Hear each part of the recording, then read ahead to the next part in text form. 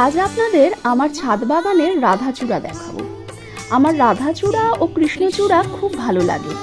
আমাদের পাড়ার একটি দোকানে এই লাল হলুদ রাধাচূড়াটি পেয়ে কিনে এনেছিলাম। এখন তার দানা পড়ে আরো গাছের সংখ্যা ও ফুলের সংখ্যা দুটোই বেড়েছে। কিন্তু আমার শুধু হলুদ রঙের রাধাচূড়াও খুব পছন্দের। এটির খোঁজ করেও দোকানে পাইনি।